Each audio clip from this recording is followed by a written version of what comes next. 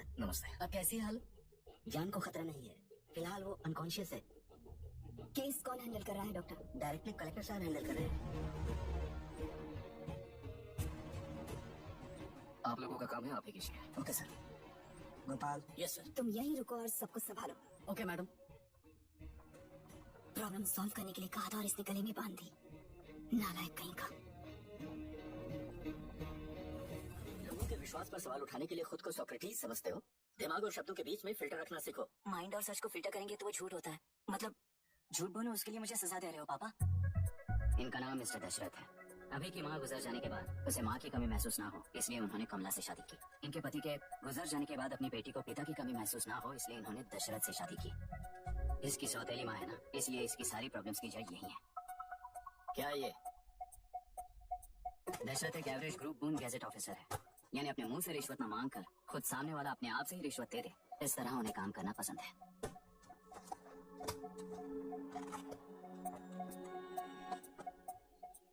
क्या हुआ? पैसे चाहिए क्या? आज से मैं जो खाना खाता हूँ और यहाँ रहता हूँ उसकी फी।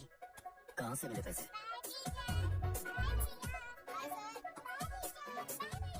आज से मैं करप्शन फ्री हूँ मिस्टर दशरथ। इस तरह अपने पापा के साथ बिगड़े हुए संबंध और निराशा को किताबों पर निकालते हुए वो IAS से लेकर अमेरिका के MIT तक हर एग्जाम में कामयाब हुआ।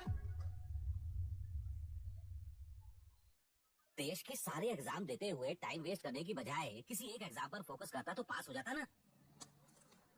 इन एग्जाम्स में वो पास नहीं होगा, ये तुम्हें कैसे पता? मतलब क्लियरिटी नहीं है ना। ये उसने खुद के लिए लिखा है और ये सारे उसने अपने अहंकार के लिए लिखे हैं।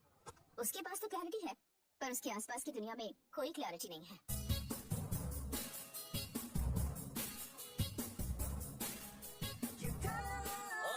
वोट किसे दिया? आपको ही दिया भाई। हाँ छोटू, मुझे देने वाला था ना। आपको ही दिया भाई।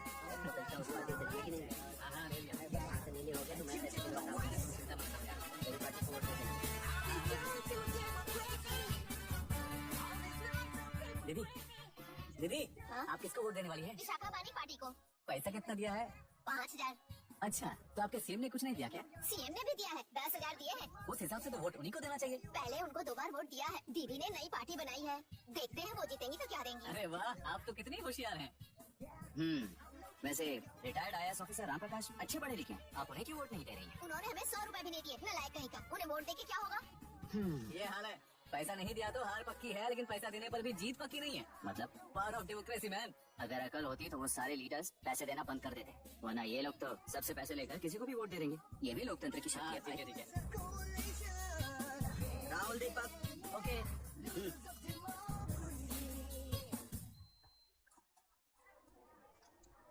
तुमने ऑलरेडी वोट दे दिया, जाओ। ठीक है क्या? नहीं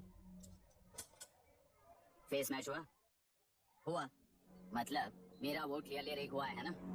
हेलो, ये वोटिंग बूथ रिग्ड है, सब अपने घर चले जाइए। रुक जाओ रुक जाओ, कोई वापस मत जाना। ये क्या पागलपन है? रूल के मुताबिक तुम्हारा वोट मिस होता है तो टेंडर बैलेट पर साइन करना पड़ता है। हट जाओ। मेरा वोट मिस नहीं हुआ है, क्लियरली रिग हुआ है। वोटिंग कैसे हो सकती है? वोटिंग रोकने वाला तू कौन है? ये पूछने वाले तुम कौन हो? पोलिंग ऑफिसर हो? नहीं ना? जाओ। कौन है बे? कंसर्न्ड पोलिंग ऑफिसर को बुलाइए, तब तक वोटिंग बिल्कुल नहीं होगी। क्या प्रॉब्लम है? ओह, तो आप ही हो वो कंसर्न्ड पोलिंग ऑफिसर। इस बार कौन सी पार्टी ने पैसे दिए हैं? पागलपन दिखाने की जरूरत नहीं है। टेंडर बैलेट पे चुपचाप साइन करो और निकलो। टेंडर बैलेट पे मैं सिग्नेचर क्यों करूं जब क्लियरली मेरा वोट रिग हुआ है? और कितने वोट रिग हुए हैं क्या पता? इस बूथ को रोकना ही होगा। पढ़ा मत यार, यहाँ से निकल लेते हैं। चल यार, मैं क्या कर रहा हूँ मुझे पता है। तू जा यहाँ से।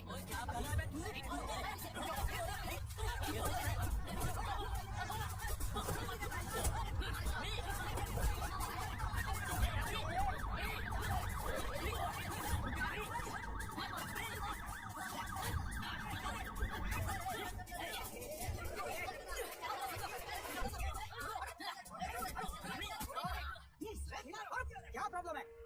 कुछ नहीं, इसका वोट मिस हुआ बोलकर पोलिंग रोकने की कोशिश कर रहा है। मिस नहीं हुआ है, मेरा वोट रिग हुआ है। वोट रिग हुआ है तो बैलेट पे दस्तखत करके जाओ यहाँ से। यहाँ पे लफड़ा मत करो। ओह, वोट रिग हुआ है ये सुनने के बाद आपका रिएक्शन इतना ही है? अगर लॉजिकली कहूँ ना तो सिर्फ इस एक बूथ को नहीं, सारे इलेक्शन को रोकना चाहिए। ये बात यहाँ नहीं, इलेक्शन कमीशन में जाकर करो। हाँ, मैं वहाँ भी बात करूंगा। एक वोट के फेक होने में और मिस होने में बहुत बड़ा फर्क है। लॉजिकली एक भी वोट अगर फेक होता है ना तो उसे डेमोक्रेसी नहीं कहते। अगर एक मर्डर को गलत नहीं माना तो 100 मर्डर्स भी गलत नहीं होंगे। क्या एक ही वोट रिग हुआ है इसकी क्या गारंटी है? ये पूरा बूथ रिग नहीं है इसकी क्या गारंटी है? 100% rigging free election is the very foundation of any democracy. Incharge होने के नाते इस बूथ को तो डिस्क्वालीफाई कर दीजिए। ये तुम्हारा बेटा है ना? Yes sir. इज्जत से टेंडर बजट पे साइन करो और जाओ यहाँ से, वरना अर्बन नक्सल के नाम पर सबको अंदर कर दूंगा। तुम्हें पता है इसका मतलब? तुम्हारा MIT एडमिशन, अमेरिका का ड्रीम्स सब बर्बाद हो जाएगा। निकल जाओ यहाँ से। शर्म नहीं आती ऐसी बात करते हुए? कलेक्टर के तौर पे आप इस जिले के सर्वोच्च प्राधिकारी हैं। आपको उन्हें अरेस्ट करना चाहिए जिन्होंने पुलिस के होते हुए भी हम पर हाथ उठाया। अर्बन नक्सल्स तो वो हैं जिनकी रक्षा करते हुए आप हमें धमकी दे रहे हो। उस समय के लिए इमोशंस को किनारे रख के बात करते हैं। आओ।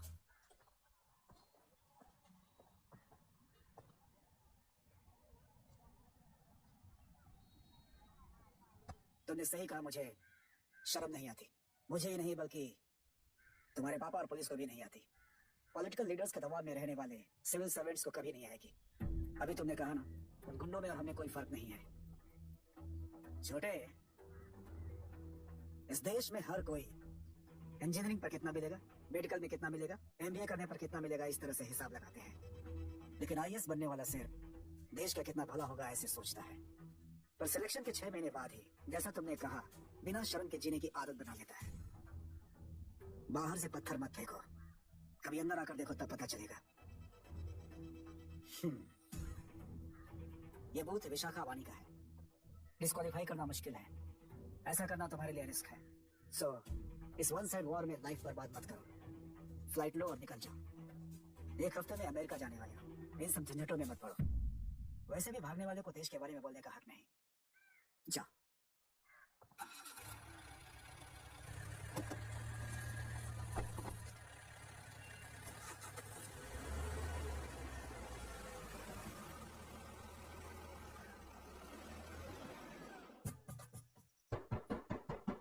जिद मत कर, दरवाजा खोल। अपनी कार से भी जाएगा तो हैदराबाद एयरपोर्ट पहुंचने में 7 घंटे लगेंगे। ए, किसी ने कुछ कह दिया तो क्या जोश में आकर अपनी जिंदगी बर्बाद कर लेगा? मेरी बात मान, नीचे आ जा। MIT छोड़कर IAS में आकर क्या हासिल कर लेगा? जिद की वजह से किसी के हाथों मारा जाएगा या फिर हवालात पहुंच जाएगा या अमेरिका चला जाएगा और मैं शांति से जीऊंगा। बहुत खुश था। दौरा पड़ने लगा फिर इसे, जरा समझाओ इसको। IAS के इंटरव्यू में 3 में से कोई एक ही सिलेक्ट होता है ना जी? शायद ये फेल भी हो सकता है। आप अभी से इतनी चिंता क्यों कर रहे हैं? बहुत होशियार हो। मेंस एग्जाम में 500 में 1 पास होता है, जिसे इसने पास कर लिया है। अब इसके लिए इंटरव्यू कौन सी बड़ी बात है? ए, तुझे अपने फैसले पर अफसोस होगा। नीचे आ जाना बेटा। अफसोस होने तक अपने तरीके से जीने दीजिए मिस्टर दशरथ। 25 साल का हो चुका हूँ, मेरी जिंदगी मुझे जीने दीजिए। ए, 5 साल की उम्र से तू यही तो कर रहा है। फ्लाइट मिस हो जाएगी, नीचे आना। पापा, अब बस भी करो, उड़ के जाएगा तो भी फ्लाइट नहीं मिलेगी। बेकार में चिल्ला के थकिए मत। चलिए अंदर चलते हैं। चलो बेटा।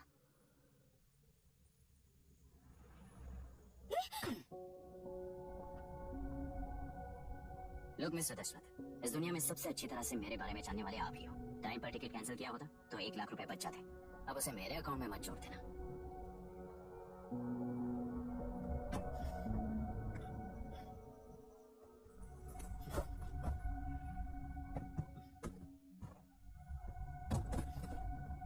अगर तुझे अमेरिका नहीं जाना है तो घर में मत आना। आप इसे घर से क्यों निकल रहे हैं? ये अपनी मर्जी से पला बड़ा है और अब अपनी मर्जी से जीना चाहता है। इसे हमारी जरूरत ही क्या है?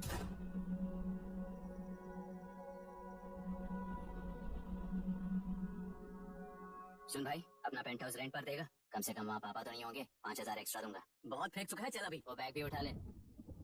मुफासा टीला पर खड़े होकर सिम्बा को ना मुड़कर देख के भाग जाने को बोला था, पर मुस्तफा भी तो भाग सकते थे। सिम्बा को बचाने के लिए दुश्मनों से लड़ाई करनी थी ना। डैडी को देखे 24 दिन हो गए हैं आंटी, फोन भी नहीं किया उन्होंने। डैडी जहाँ गए हैं ना वहाँ सिग्नल नहीं है, इसलिए कॉल नहीं किया। तुम डैडी को जितना मिस कर रही हो ना उतना ही डैडी भी तुम्हें मिस कर रहे होंगे।